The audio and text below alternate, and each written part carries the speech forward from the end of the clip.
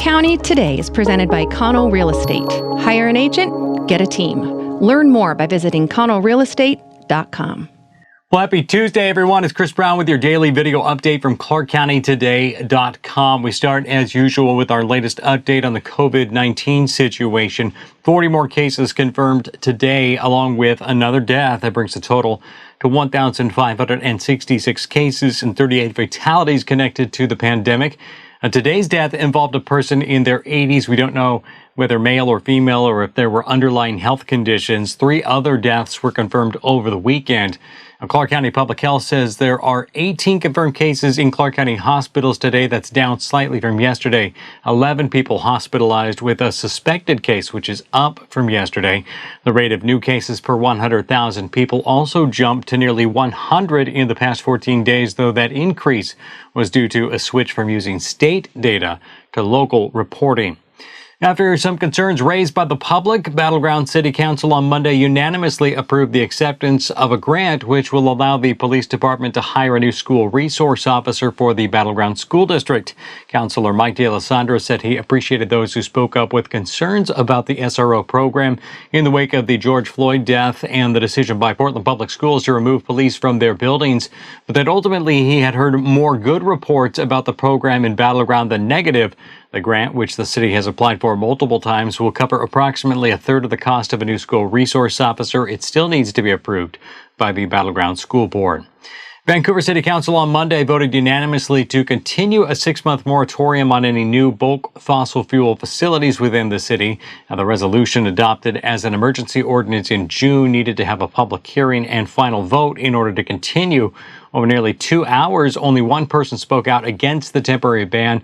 Northwest Natural Gas asked that low-carbon fuels be exempted. Now, that wasn't added to the current ban, but the city is in the process of crafting a new strategic plan, including goals on renewable energy. Now, the moratorium was seen as a way to prevent any new bulk fossil fuel facilities between now and the completion of that visioning project. The Vancouver Police Department is investigating an armed robbery that turned into a shooting early Sunday morning. At about 3:45 in the morning, Vancouver police responded to a report that multiple shots had been fired in the 9600 block of East Mill Plain, and then shortly after that, a man arrived at a Vancouver hospital for medical treatment. During the investigation, police learned the victim had been shot and stabbed during the earlier robbery.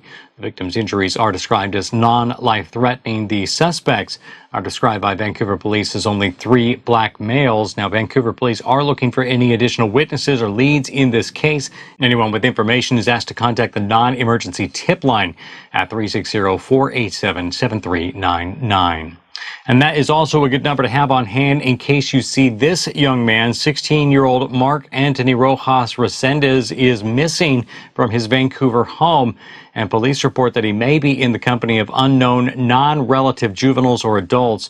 Now, Rojas Resendez is 5'7" and 140 pounds. He has black hair and brown eyes. He was last seen wearing a gray Nike sweatshirt and black hat with LA lettering. He may also have a black Adidas backpack. Anyone who sees Rojas Resendez or has any information on his whereabouts is asked to call 911 or your local law enforcement agency. The ongoing efforts to prevent and reduce youth substance abuse in the Battleground community has been given a little boost in the form of a federal drug-free community support program grant.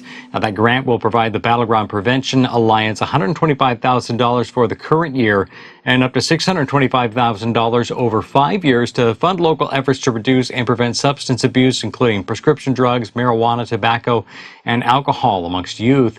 The Prevent Together program has been working to support youth in making healthy decisions through drug and alcohol prevention programs since 2014. The coalition is formed of volunteers and partners representing various sectors of the community, including schools, parents, youth, faith, business, and law enforcement. Last year, the city of Battleground formalized a partnership with the Prevention Alliance in applying for the 5-year grant.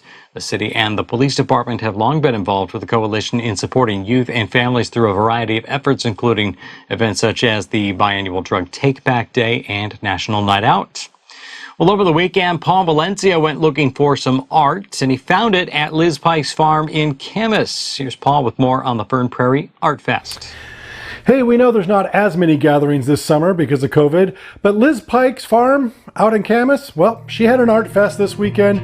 Here are some of the sights and sounds. Hi, I'm Liz Pike, and I am at Shangri-La Farm, our little 2-acre farm here in Fern, Prairie, and we are doing the first ever Fern Prairie Art Fest.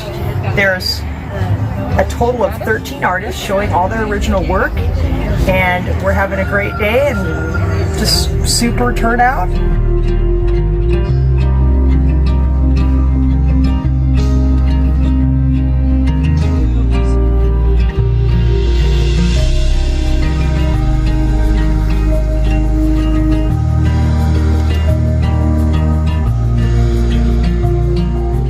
All right, thanks for that, Paul. And hey, another quick bit of sports-related news. The governing body for high school sports in the state has scheduled a press conference for later tonight.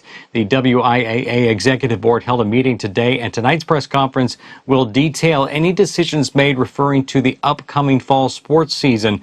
Now, on Monday, California announced that youth sports will not start until December or January. Sports reporter Paul Valencia will be following that press conference, so check back on ClarkCountyToday.com later tonight or Wednesday morning for the very latest.